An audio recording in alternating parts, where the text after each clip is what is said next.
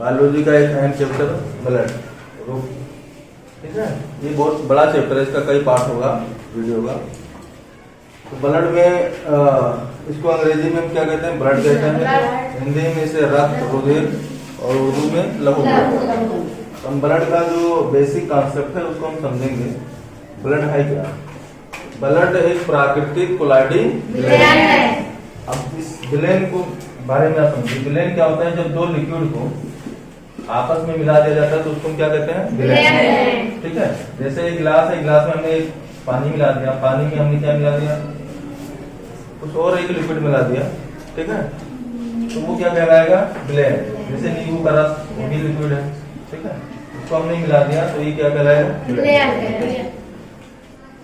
प्राकृतिक मतलब जो हमने ना बनाया हो, जिसको प्रकृति ने बनाया हो, प्राकृतिक होगा। कोलाइडी का अर्थ समझिए यहाँ पे।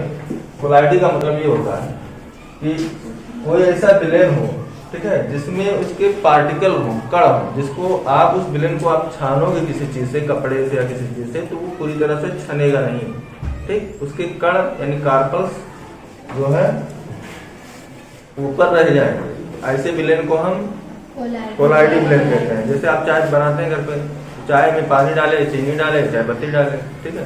फिर हम चाय को जब छानते हैं तो उसमें पूरी तरह से छन पाता है नहीं, चाय पत्ती अलग हो जाता है।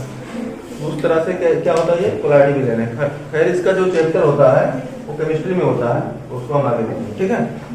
आगे देखो, ये एक तरल संयोजी ऊतक है, ठीक है। तरल यानी लिक्विड है, संयोजी मतलब जो कनेक्ट करता है। संयोजन मतलब क्या होता है? जोड़ना। संयोजन मतलब क्या होता है? तो ये जो है कनेक्ट करता है अपने बॉडी को। क्या करता है? पूरी बॉडी को क्या कनेक्ट करके रखा है। पैर में ब्लड है तो सर में भी ब्लड है, हाथ में है, पैर में, सब जगह, पूरी जगह से क्या किया है? कनेक्टिंग किया है।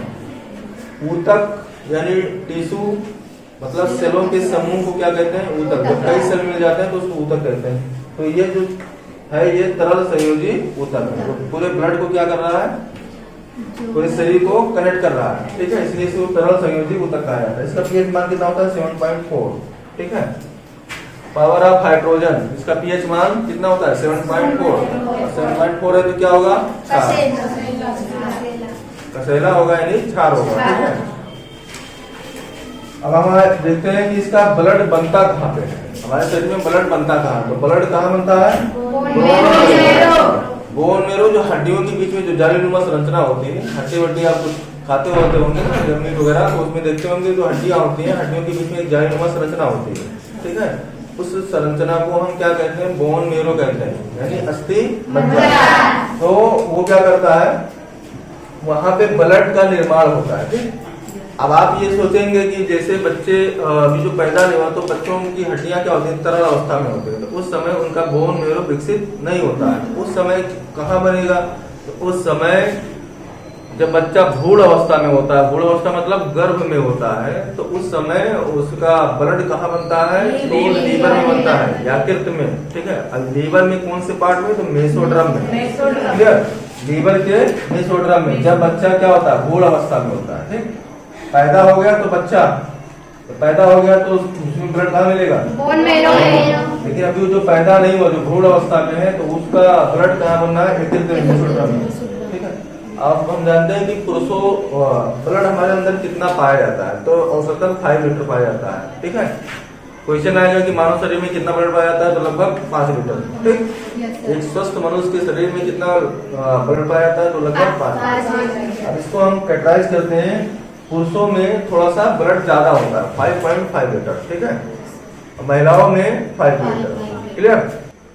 ब्लड के अंदर ब्लड अभी आगे हम देखेंगे। ब्लड के पार्ट होते हैं आरबीसी, डब्ल्यूबीसी, कार्बन के पार्ट होते हैं, प्लेटलेट। तो उस आरबीसी के अंदर पाया जाता है हीमोग्लोबिन।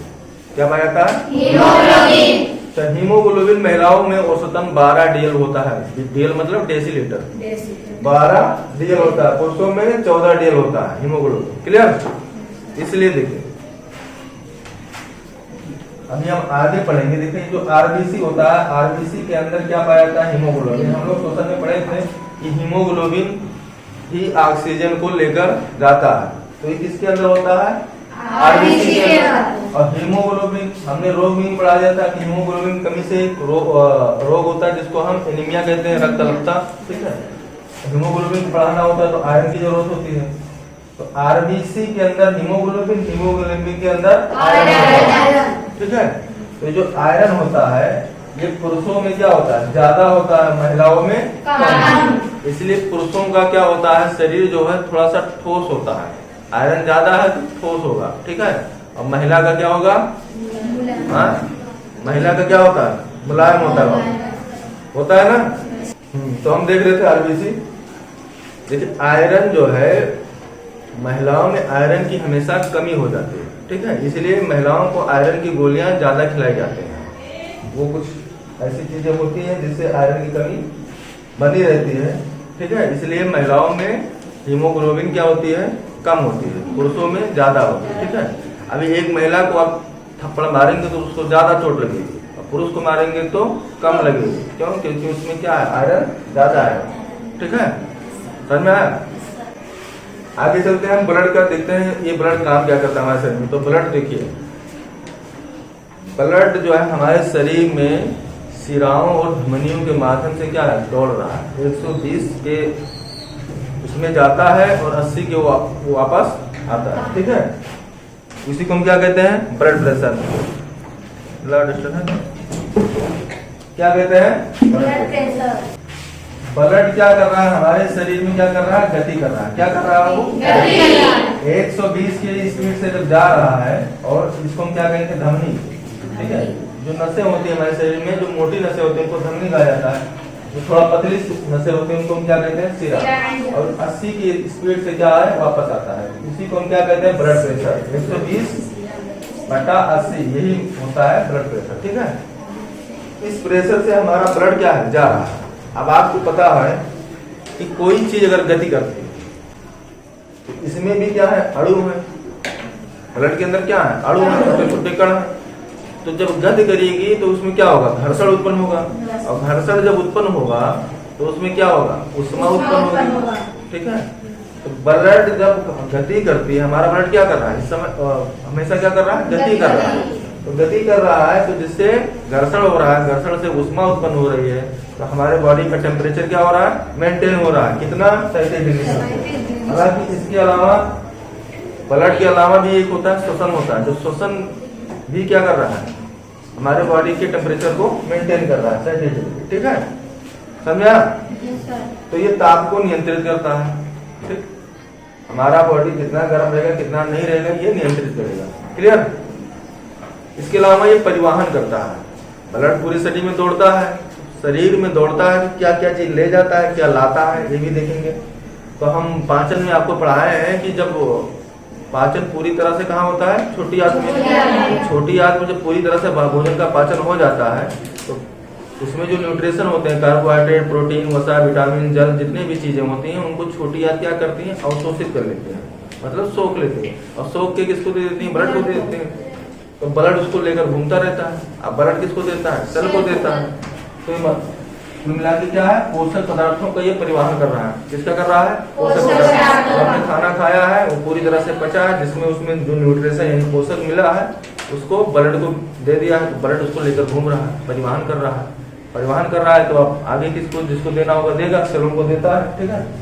इसके अलावा जब हम श्वसन करते हैं, सांस लेते हैं, फेफड़ा ऑक्सीजन छान के रख लेता है, उसके बाद हीमोग्लोबिन यानी ब्लड के अंदर आरबीसी, आरबीसी के अंदर हीमोग्लोबिन, वो ऑक्सीजन को चिपका करके परिवहन करता है, ठीक है। जब यहाँ से ब्लड जब धमनी से जाता है तो ऑक्सीजन को लेकर जाता है, ठीक है। फिर इसको किसको देता है, सेलों को दे देता है। फिर जब वापस आता है तो किसको लेकर आता है, CO2 को, कार्बन डाइऑक्साइड को, ठीक है। इसके अलावा कुछ उत्सर्जी पदार्थ को भी लेकर घूमता है। जैसे हमने खाना खाया तो हमारे खाने के अंदर कुछ जहरीले पदार्थ बने, ठीक है। जो जहरीला पदार्थ बना, कोई भी बना, तो उसको ब्लड किसको दे देता है, ब्लड में वो घूमता है। कहाँ घूमता है, ब्लड में। जो उत्सर्जी पदार्थ यानी जो हमारे शरीर को जरूरत नहीं, अपशिष्ट पदार्थ, खराब पदार्थ, उसका भी परिवहन कौन कर रहा है, ब्लड कर रहा है। उसको भी ब्लड लेकर घूमता है। जो ब्लड लेकर घूमता है तो वो लीवर से मुलाकात करता है, ठीक है। किससे मुलाकात करता है, लीवर से। तो लीवर, जो ब्लड में जो उत्सर्जी पदार्थ है उसका नाम अमोनिया है। क्या नाम है, अमोनिया। अमोनिया।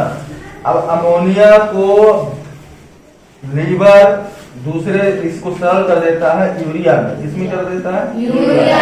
ठीक है, अब ये यूरिया अभी कहाँ है, फिर ब्लड में मिल जाता है, फिर ब्लड लेकर इसको घूमता रहता है, फिर उसकी मुलाकात किडनी से होती है।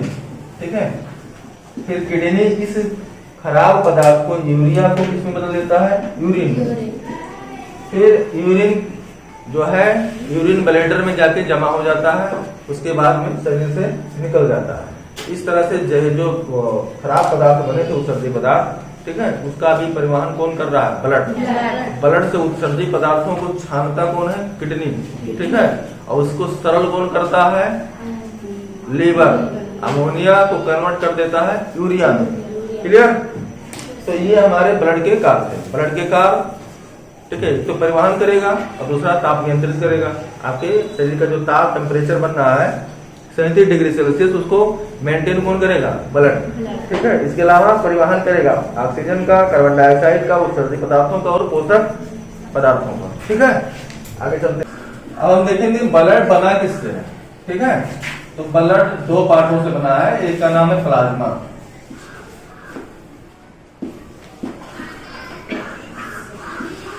दूसरा है कार्पल। ठीक है, हिंदी में इसको कहते हैं रुधिर अणु, रुधिर अणु। ठीक है, रुधिर मतलब खून, अणु मतलब कण, खून का कण, उसी को इंग्लिश में कहेंगे कार्पल। ठीक है, ये प्लाज्मा होता है। प्लाज्मा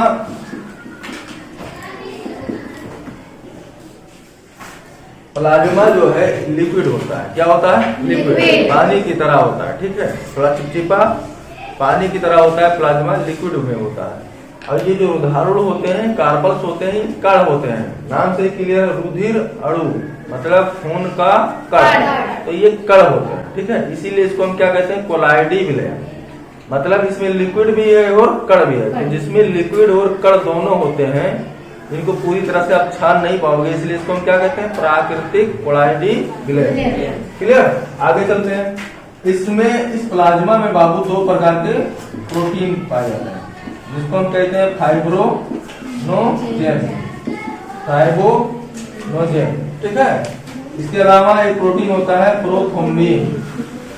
इसका बहुत इंपॉर्टेंट काम होता है, आगे हम पढ़ेंगे जब ब्लड क्लॉटिंग पढ़ेंगे, रुधिर का जब थक्का जमता है तो यही दोनों लोग जमाते हैं। ठीक है, ये दोनों प्रोटीन बनते कहाँ हैं, तो लीवर में बनते हैं। कहाँ बनते हैं, लीवर में बनते हैं। लीवर इनको बनाता है, बना करके प्लाज्मा में मिला देता है। ठीक है, अगर हमको बीमारियों की जांच करना होता है, ठीक है, तो हम क्या करते हैं, इस दोनों प्रोटीन को निकाल देते हैं, तो जो प्लाज्मा होता है वो थोड़ा सा पतला हो जाता है। ठीक है, पतला हो जाता है। तो जब पतली अवस्था में जब हो जाता है तो उस चीज को हम क्या कहते हैं, सीरम। मतलब प्लाज्मा से अगर इन दोनों प्रोटीन को निकाल दिया जाए तो वो प्लाज्मा क्या बनता है, सीरम। क्या बनता है, सीरम, जो हल्के पीले रंग का होता है। क्लियर, जो हल्के पीले रंग का होता है। ठीक, समझ में? इससे हम क्या करते हैं, बीमारियों की जांच करते हैं। इन दोनों प्रोटीन को निकाल दिया जाए तो वो जो हल्का पीला रंग बचता है प्लाज्मा का, वो सीरम कहलाता है। उससे क्या करते हैं, बीमारियों की जांच करते हैं। ठीक है, तो हम आते हैं फिर कार्पल में। अब कार्पल जो है ब्लड में 3 टाइप के होते हैं, 3 टाइप के। पहला होता है RBC, दूसरा होता है WBC, तीसरा होता है प्लेटलेट्स। ठीक है, ये 3 टाइप के कार्पल पाए जाते हैं, 3 टाइप के कण पाए जाते हैं। ठीक है, इसका नाम होता है रेड ब्लड कार्पल, लाल रुधिर कणिकाएं। ये WBC व्हाइट ब्लड कार्पल यानी श्वेत रुधिर कणिकाएं। और ये प्लेटलेट, इसको हिंदी में बिम्बाणु भी बोलते हैं। क्या बोलते हैं, बिम्बाणु। ठीक है, समझा? नहीं तो हिंदी में आ जाए बिम्बाणु तो पता नहीं लगा कहाँ है। तो ये प्लेटलेट को क्या बोलते हैं, बिम्बाणु बोलते हैं। इसका नाम पता होगा ना, red blood corpuscle, white blood corpuscle, platelet. अब इनका टेक्निकल नाम यानी इनका वैज्ञानिक नाम साइंस की भाषा में इनको क्या कहते हैं, एरिथ्रोसाइट। RBC को क्या कहा जाता है, एरिथ्रोसाइट। ठीक है, WBC को क्या जाता है, ल्यूकोसाइट। और इसको कहा जाता है थ्रोम्बोसाइट। इनका टेक्निकल नाम ये हुआ, ठीक है। अंग्रेजी में नाम red blood corpuscle, WBC, white blood corpuscle and platelets. इनका टेक्निकल नाम एरिथ्रोसाइट RBC का, WBC का ल्यूकोसाइट, प्लेटलेट का थ्रोम्बोसाइट, ठीक। अब हम एक एक को देखते हैं क्या होता है। RBC red blood corpuscle, technical नाम एरिथ्रोसाइट, ठीक है। RBC का जो जीवन काल होता है ना, ये 120 दिन औसतन यानी लगभग होता है, क्लियर। इनका जीवन काल 120 दिन होता है। ये एक प्रकार के क्या है, सेल है, और सेल जो जिनसे हमारी बॉडी की क्या हुई है, रचना हुई है, क्लियर। तो ये क्या है, जीवित है। तो इनका भी जन्म और मरण होता है, ठीक है। तो ये जिनका जब जन्म होता है, जन्म कहाँ होता है आपको पता है, कहाँ, ब्रोन में, ठीक है। फिर ये मरते भी हैं, ठीक। तो इनका जो जीवन काल होता है 120 दिन, क्लियर। अच्छा, ये होते कितना है पूरे रुधिर में, ठीक है। ये होते हैं लगभग 95%। अगर इनकी संख्या पूछेगा, संख्या, तो लगभग कितना होता है, 50 लाख, ठीक है। मतलब 5 मिलियन, 5 मिलियन, 50 लाख कण होते हैं RBC के, कहा में, ब्लड में, क्लियर। प्लाज्मा, देखिए ब्लड जो है दो चीजों से मिलकर, पूछेगा ब्लड किन चीजों से मिलकर बना है, तो दो, एक तो कार्बन, ठीक, एक प्लाज्मा। प्लाज्मा पूरे ब्लड का लगभग 60% होता है, कार्बन पूरे ब्लड का लगभग 40% होता है, ठीक है। और ये जो RBC है पूरे कार्पल का 95% होता है, ना कि प्लाज्मा का। ध्यान रहे, क्वेश्चन आएगा कि खून में, ब्लड में सबसे ज्यादा कौन होता है, तो प्लाज्मा, क्लियर।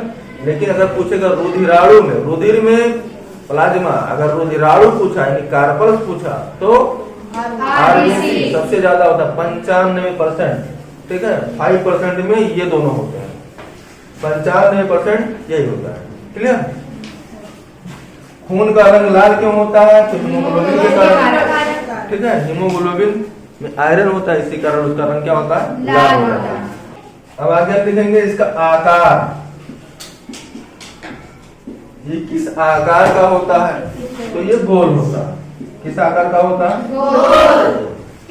जब हम आगे पढ़ेंगे ब्लड ग्रुप, तो यही से क्या होता है, RBC से ही पता चलता है कि आपका ब्लड ग्रुप क्या है, ठीक है, इसी के आकार से। तो इसका आकार क्या होता है, गोल। लेकिन अगर हम ऊंचाई पे चले जाएं, ऊंचाई पे चले जाएं, तो इसका जो है आकार क्या हो जाता है, लंबा हो जाता है। क्या हो जाता है, लंबा, ठीक। इसके अलावा इस RBC में आपको हम बताए हैं कि RBC कहाँ जाके मरता है, स्प्लीन में। ध्यान रखो, इसको मैं मिटा दे रहा हूं, कोई दिक्कत नहीं।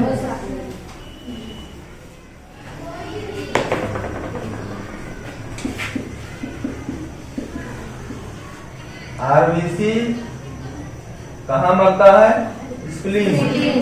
इसका जीवन काल 120 दिन है, तो 120 दिन बाद ये मरेगा, तो कहाँ मरेगा, स्प्लीन में, जिसको हम प्लिया बोलते हैं।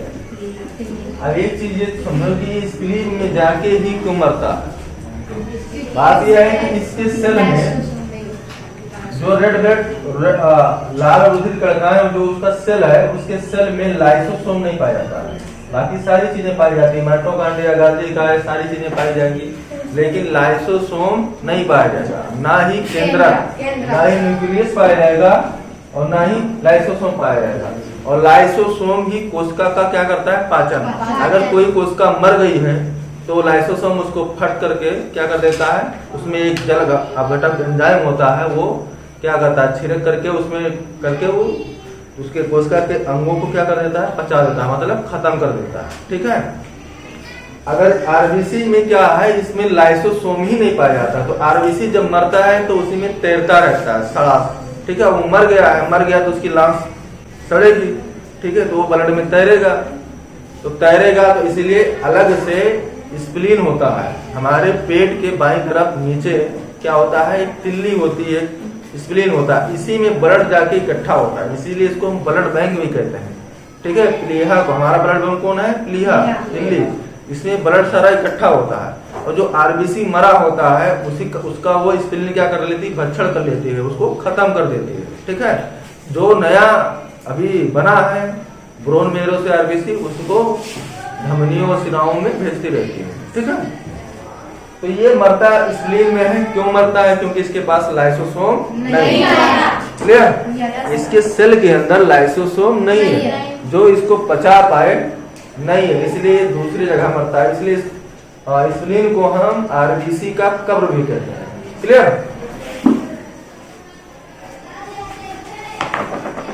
तो इसमें क्या होता है, लाइसोसोम होगा नहीं, तो इसमें लाइसोसोम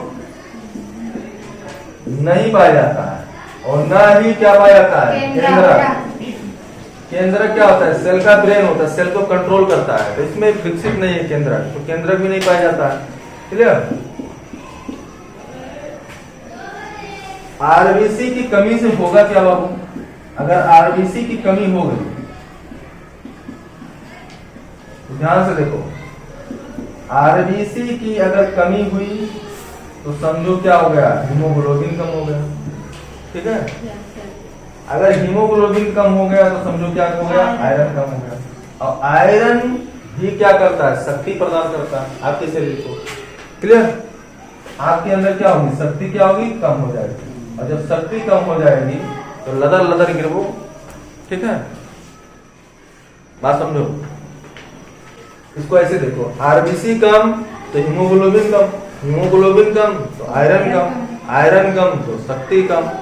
अब देखो होता है क्यों कम, क्योंकि अभी देखो परिवहन, जो ऑक्सीजन का परिवहन करता था वो हीमोग्लोबिन करता था, आपको पता है फेफड़े से हीमोग्लोबिन ही ऑक्सीजन को ले जाता है, और जो हमने खाना खाया है, न्यूट्रिशन जो हमने पाचन किया है, वो भी कहाँ है, ग्लूकोज के रूप में सेल के पास है, पोषक पदार्थ कहाँ है, ग्लूकोज के रूप में सेल के पास, और जब तक इससे ऊर्जा नहीं निकलेगी, जब तक उसमें ऑक्सीजन नहीं मिलेगा, तो जब ऑक्सीजन, जैसे ये ग्लूकोज है C6H12O6 प्लस O2, जब तक ये ऑक्सीजन, जब हम सांस लेते हैं तो हमारा ये जो ग्लूकोज का ये अणु है वो ऑक्सीजन से क्रिया करके, ठीक है, कार्बन डाइऑक्साइड और पानी प्लस ATP एड्नोसिन ट्राइफॉस्फेट, इसका निर्माण करता है। यही क्या है, ऊर्जा है, यही क्या है, ऊर्जा। तो जब तक ऊर्जा नहीं मिलेगी, जब तक ऑक्सीजन, इस न्यूट्रिशन को ऑक्सीजन, इस ग्लूकोज को ऑक्सीजन जब तक नहीं मिलेगा, जब तक ऊर्जा का निर्माण नहीं होगा। अब ध्यान से समझो, ऑक्सीजन को लाने वाला कौन है, हीमोग्लोबिन। अब हीमोग्लोबिन ही कम हो गया तो क्या होगा, ऑक्सीजन जाएगा, ऑक्सीजन कम पहुंचेगा तो ऊर्जा क्या बनेगी, कम। तब जब ऊर्जा कम बनेगी तो आप क्या होंगे, आपके अंदर कम काम करने की क्षमता होगी, ठीक है, आप खड़े होंगे, खड़े भी नहीं हो पाएंगे, क्योंकि आपके अंदर क्या है, ऊर्जा बन नहीं रही है, कम बन रही है, ठीक है। तो क्या होते हैं, आदमी लदर लदर गिरने लगता है, ठीक है, वो कहीं खड़ा होगा तो गिर जाएगा, भागने लगेगा, उसको चक्कर आएगा, ये सब होगा, सब कुछ होगा। आरबीसी अगर कम हुई तो आपके अंदर क्या होगा, शक्ति कम हो जाएगा, ठीक है, काम करने की शक्ति कम हो जाएगा। किताब खुलवो, ठीक है, सोई जाओ तुरंत है, माँ दहिया की रात है, ये की रात है, वो की रात है, ऐसा है वैसा है, ये सारी दिक्कतें हो जाती हैं। तो दिक्कत कहाँ से हुई है, आरबीसी से हुई है, ठीक है। आप आरबीसी को बढ़ाना है तो क्या करोगे, आरबीसी को बढ़ाना है तो इसका मतलब आपको आयरन को बढ़ाना है, और आयरन किसमें पाया जाता है, सबसे ज्यादा पालक वगैरह में सब कुछ पाया जाता है, ठीक है। तो आप पालक खाइए, आयरन मिलेगा, आयरन मिलेगा तो हीमोग्लोबिन बढ़ेगा, हीमोग्लोबिन बढ़ेगा तो आरबीसी बढ़ेगा, ठीक है, ठीक है। तो इससे एक कौन सी रोग हो जाती है, अगर आरबीसी की कमी हुई तो एनीमिया हो जाती है। एनीमिया मतलब खून की कमी। खून की कमी कैसे होगी भैया, जब आरबीसी कम होगा तो खून तो कमी होगा, क्योंकि आरबीसी पूरे ब्लड का क्या है, 95%, ठीक है, पूरे कार्बन का क्या है 95%। यही कम हो गया। अब खून कम हो गया तो ये परिवहन भी करता है ना, ऑक्सीजन का, पोषक तत्वों का, CO2 का, तो ये परिवहन धीरे धीरे करने लगेगा। कम है तो कम करेगा, जब कम करेगा तो हमको कम ऊर्जा मिलेगी, जब हमको कम ऊर्जा मिलेगी तो हम कम काम कर पाएंगे। ठीक है, समझ में आया? देखो आरबीसी के बारे में, आरबीसी रेड ब्लड कार्पल, इसका टेक्निकल नाम एरिथ्रोसाइट है। आरबीसी का जो जीवन काल होता है लगभग 120 दिन होता है। ये पूरे कार्पल का मतलब पूरे ऊर्ध्वाधर का, इसमें सबसे ज्यादा आरबीसी और डब्ल्यूबीसी और प्लेटलेट में सबसे ज्यादा ये पाया जाता है। लगभग पूरा 95% यही होता है। 5% में डब्ल्यूबीसी होता है, प्लेटलेट होता है। इसकी संख्या लगभग 50 लाख होती है, यानी 5 मिलियन होती है। इनका आकार क्या होता है? गोल गोल होता है। इसी आकार से ही हम ब्लड ग्रुप का पता लगाते हैं। हम आगे पढ़ेंगे, जब ब्लड ग्रुप पढ़ेंगे तो उसमें पता चलेगा। इसी से हमको क्या पता चलता है? ब्लड ग्रुप, कि आपका ब्लड ग्रुप ये है कि बी है कि AB है कि वो है। ठीक है, ऊंचाई पे अगर हम बहुत ऊंचा चले गए तो इसका जो आकार गोल होता है ये थोड़ा सा लंबा हो जाता है। ठीक है, तो ऊंचाई पे इसका आकार क्या होता है? बदल जाता है, लंबा हो जाता है। इसमें लाइसोसोम नहीं होता है। लाइसोसोम नहीं होता है, इसलिए ये जो है आरबीसी कहाँ जाके मरता है? स्प्लीन में। इसलिए स्प्लीन को आरबीसी का कब्र कहते हैं। इसमें केंद्रक भी नहीं होता है। अब केंद्रक नहीं होगा तो केंद्रक के अंदर क्या होता है? डीएनए होता है, आरएनए होता है, जीन्स होता है, क्रोमोजोम होता है। 46 क्रोमोजोम मनुष्य के शरीर में होता है, तो क्रोमोजोम इसके अंदर नहीं होता है। तो अब केंद्रक के अंदर क्रोमोजोम, अब क्रोमोजोम ही सूचना प्रदान करती है कि ये आदमी, ये मनुष्य है, गाय है, बैल है, या ये किसका है। ठीक है, समझ में?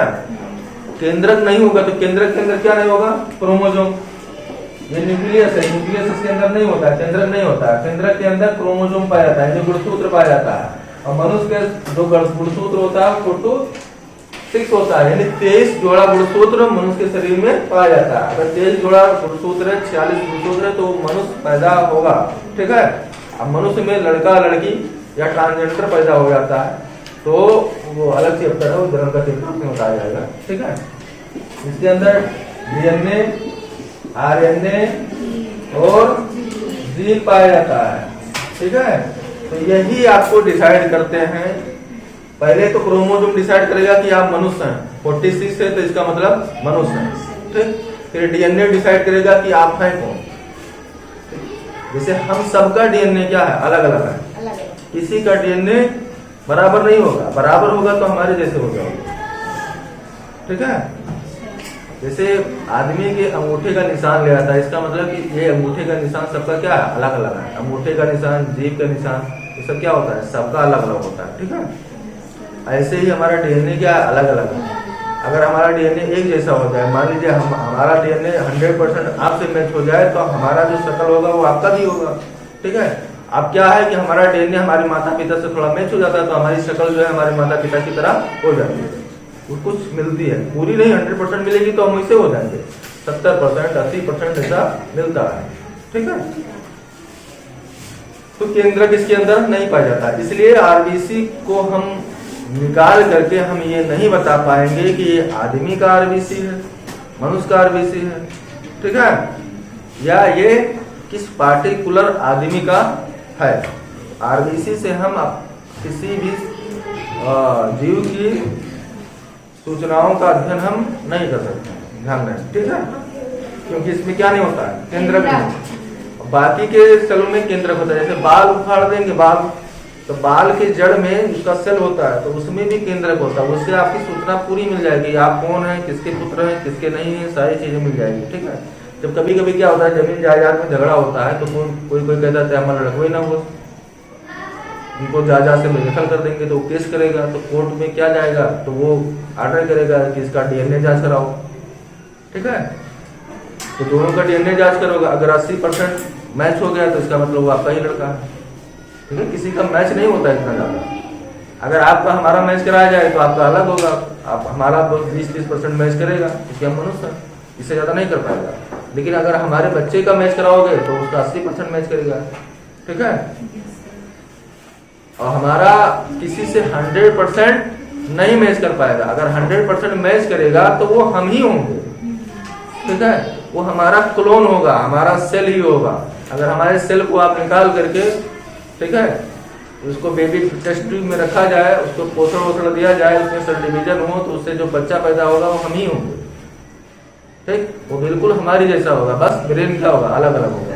क्योंकि हम पढ़ाई करके ब्रेन अपना लिए है ना, बाहर से लिए हैं, वो भी पढ़ाई करेगा तो लिएगा, नहीं तो लफंडर बन जाएगा, ठीक है, बात समझो।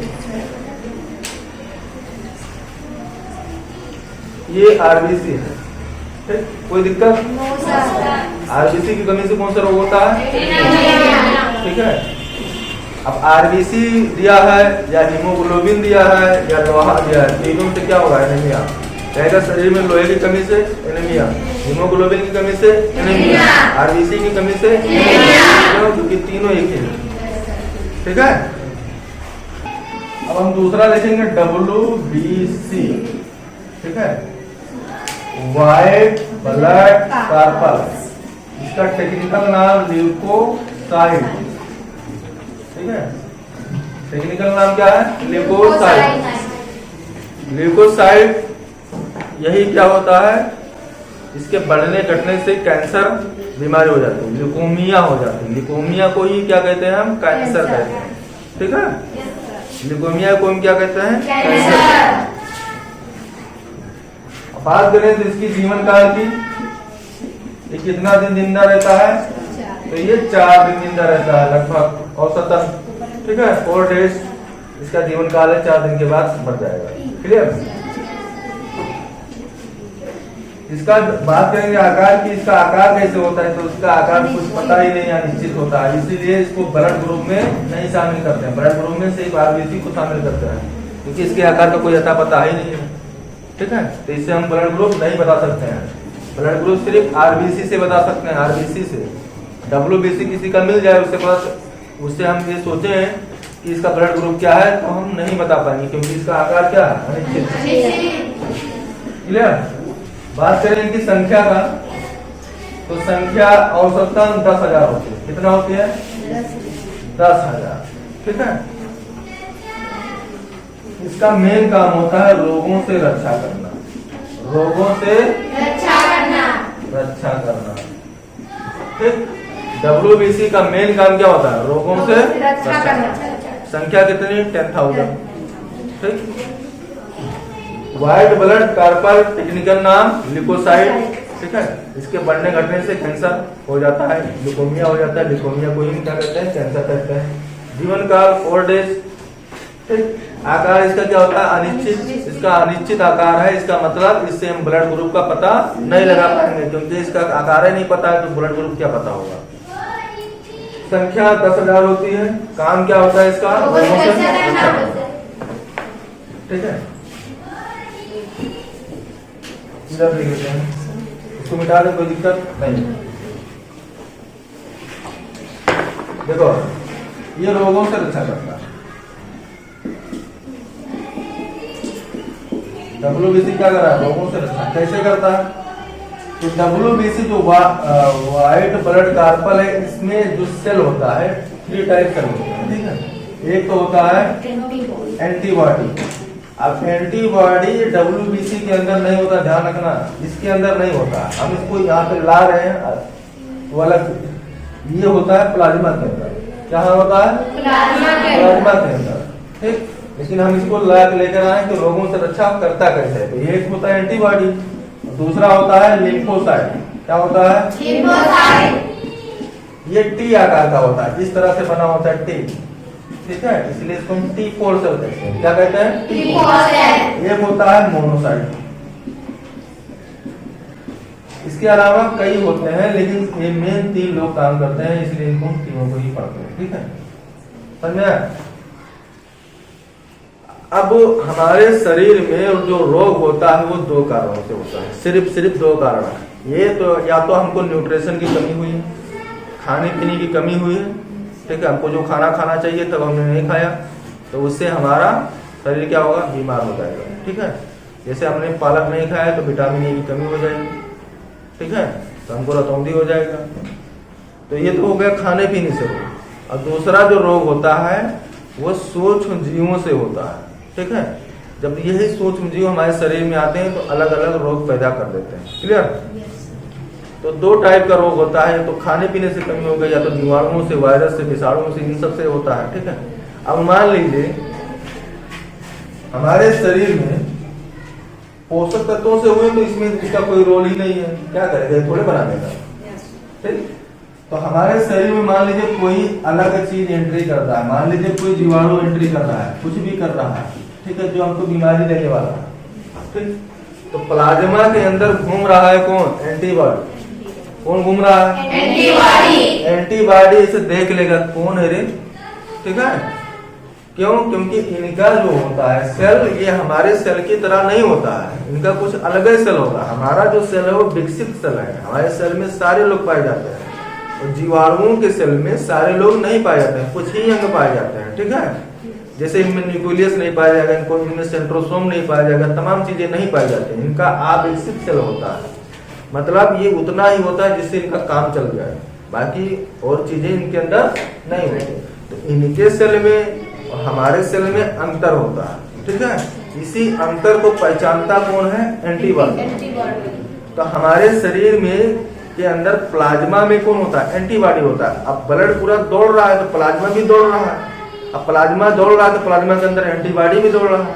अब जीवाणु मान लीजिए एंटर किया तो वो देख लेगा। ठीक है, समझे?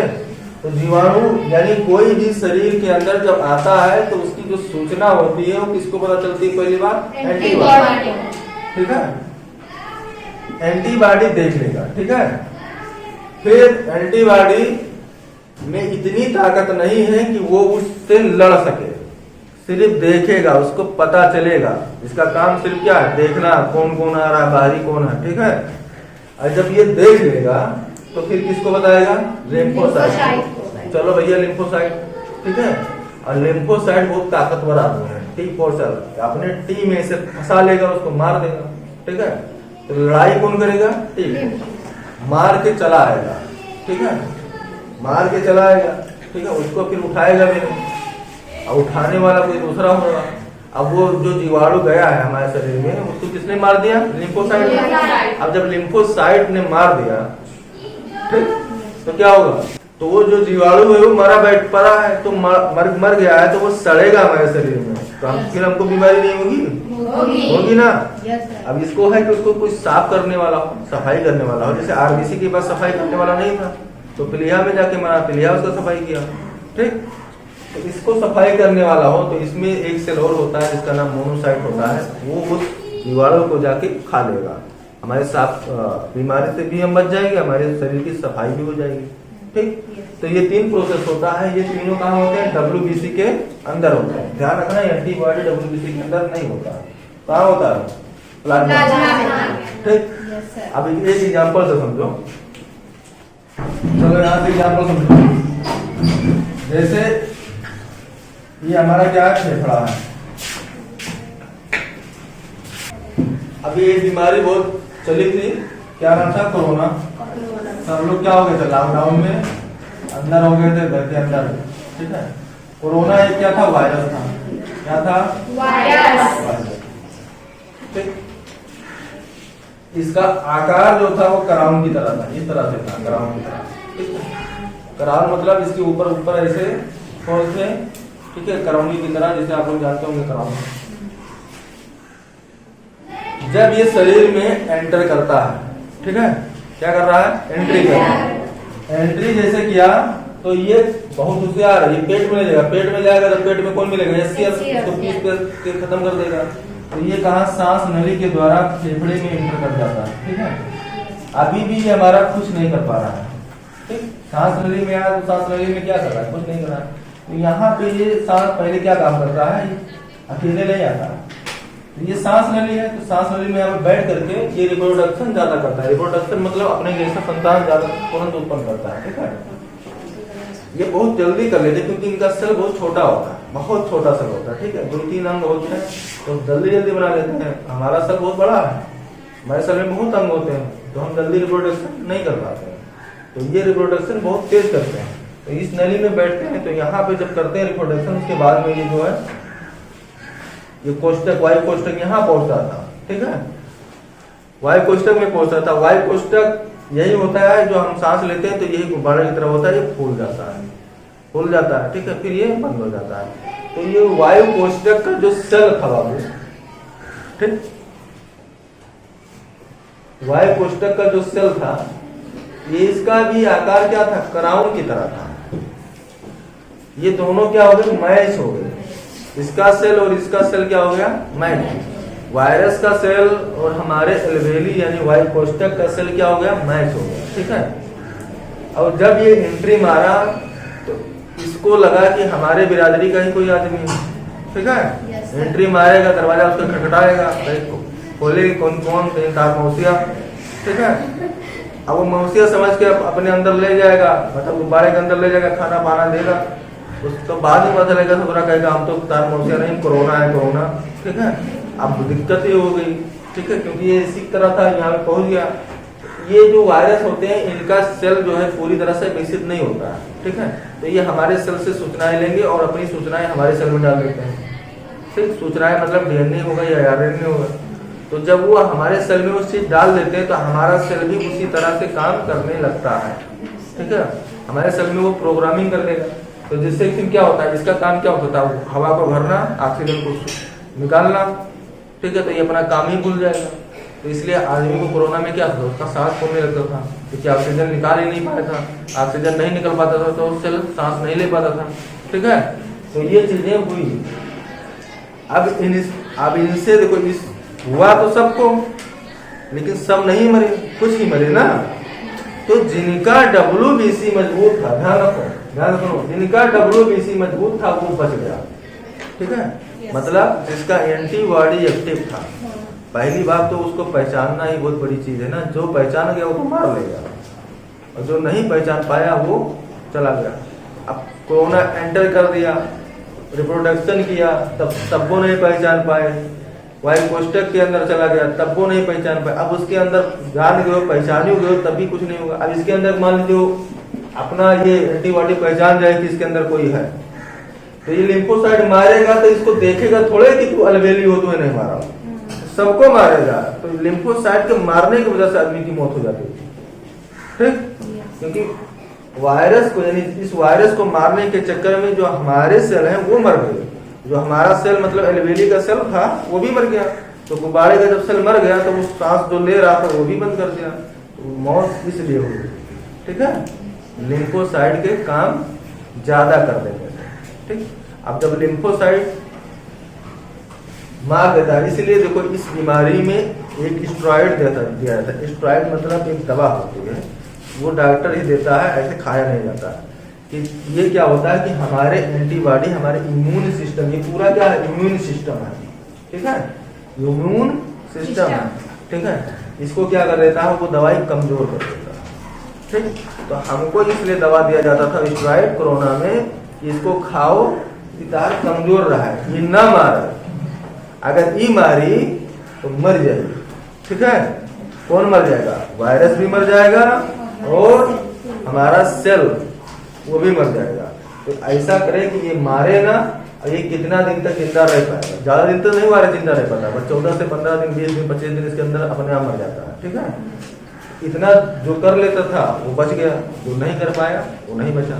और दूसरा चीज, जिनकी एंटीबॉडी बाबू, जिनकी एंटीबॉडी तुरंत पहचान, कोरोना को से ऐसे चुप बनावा था, ठीक है। और वो देखे क्या हुआ, ये कौन है, ये तो पहले ना ही रहा, दूसरा कौन है, इसे ऊपर क्राउन बना है, बाल वाल, ये कौन है रे, ठीक है। अभी जाएगा तुरंत लिम्फोसाइट को बताएगा, लिम्फोसाइट चाचा उठो उठो उठो, दोनों आवा है, बाल वाल जा वैसे क्राउन है, तो देखो तो कौन हुआ, कहा रे कहा, चल चल चल। अब ये जाएगा तुरंत उसको मार देगा, ठीक। फिर एंटीबॉडी फिर आएगा, मोनोसाइट, उठ उठ उठ, मारिया ने जा खाए, खाना अपन खाए, तो ये खा के खत्म कर देगा।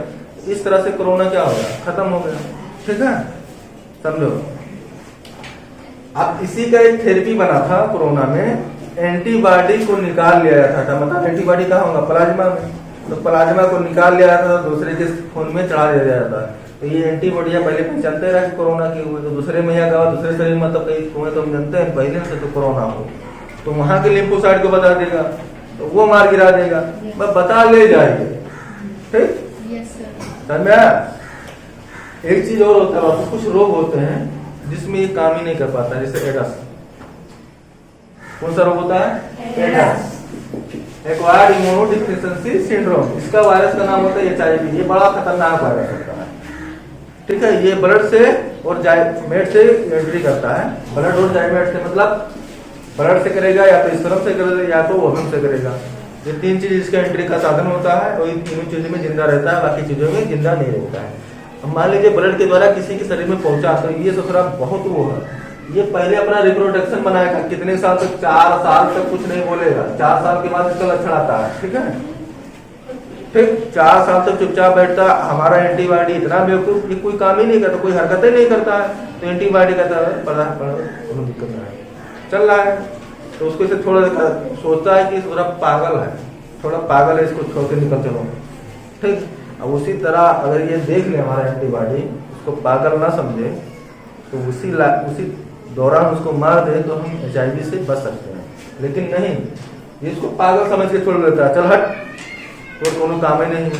अब ये 4 साल तक चुप पे बैठा रहता है। 4 साल के बाद ये निकलत है, किसको मारता है? 4 साल तक वो पूरे शरीर के बारे में जान जाता है कि के है हमें मारे वाला, तो सब जान के T4 में लिम्फोसाइट, तो पहले ही नहीं मारी जाएगी, ठीक है। इनको मार के गिरा देगा। अब उसको मारने वाला कोई है? उसको मारने वाला कोई है ही नहीं है, ठीक है। जो तुम्हारा मारने वाला T4 था, तुम्हारे शरीर का रक्षा करने वाला, वही मर गया। अब कौन मारेगा? तो इसीलिए जब जिसको एड्स होता है, उसको कोई भी रोग आएगा वो मार के चला जाएगा, ठीक है। बुखार होगा तो बुखारे को परेशान कर देगा, सर्दी परेशान कर देगा, ठीक है। कुल मिला के पूरा अंग एकदम परेशान होगा। उसमें फिर रोगों से रक्षा करने वाली क्षमता क्या हो जाती है? एकदम खत्म हो जाती है। उसको कोई भी रोग हो जाएगा, क्लियर। तो ये था WBC। तो WBC हमारे शरीर में क्या करता है? रोगों से रक्षा करता है। ध्यान रखिए, अगर WBC जिसका बहुत मजबूत होता है, जिसके पास 10,000 कण होते हैं, कार्पल होते हैं, वो जल्दी बीमार ही नहीं पड़ता है। कोई ऐसा अंग नहीं बचता है जो क्योंकि हमारा भौही पिरात है, जो अंगूरी पिरात है, ठीक है, जो कपू ना दर्द हो वो दर्द होता है। हाथ पैर तो चलो सबका होता है, लेकिन इनका अलग ही होता है। नखुना कहीं नखुना पिरात है, कान पिरात है, कान के अंदर नहीं एका कहीं पिरात है, ठीक है। तो ऐसे लोगों की क्या होती है? WBC की क्या होती है? कमी हो जाती है, ठीक है। तो जिसके अंदर WBC कम है वो ज्यादा बीमार होगा, ध्यान रखो। और जिसके अंदर WBC एकदम प्रचुर मात्रा हो, जल्दी बीमार नहीं होगा, तंदुरुस्त रहेगा, खड़ा रहेगा। और जिसके अंदर WBC कमी होगा, तनी में बयान ला जाए तुरंत की ठंडी लाग गई, ठीक है।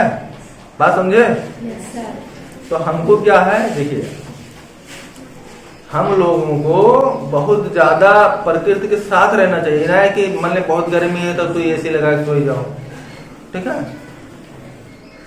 या बहुत ठंडी हुआ तो एकदम तू हीटर लगा के सो जाओ। तो हम क्या कर रहे हैं? प्रकृति से क्या कर रहे हैं? विरोध कर रहे हैं ना प्रकृति का। प्रकृति ने तो ठंडी किया है, तो उसका हम विरोध कर रहे हैं, हीटर उटर लगा रहे हैं।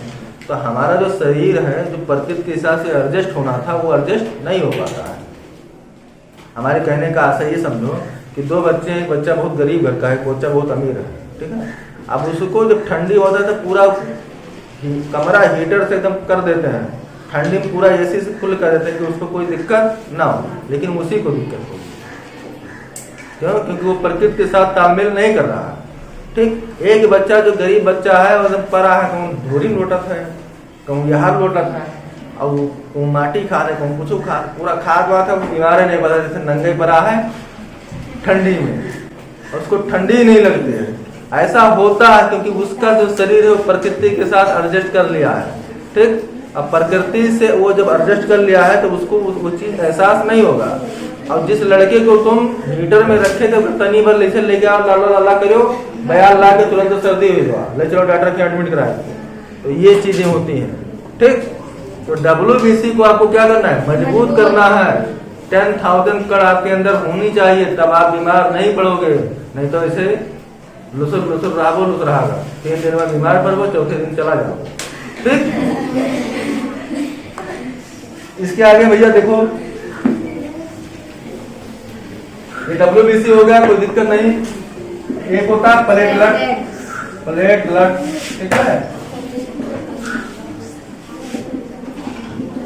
इसको हिंदी में क्या कहते हैं? बिम्बाणु कहते हैं। क्या कहते हैं? बिम्बाणु। ध्यान से देखो, इसका जो संख्या होता है बाबू, ये संख्या होता है 2 लाख होना चाहिए, लेकिन 1.5 लाख से काम हो जाता है। 1.5 लाख से नीचे होती है तो आपको दिक्कत होने लगती है, ठीक। इसका जो टेक्निकल नाम है वो है थ्रोम्बोसाइट,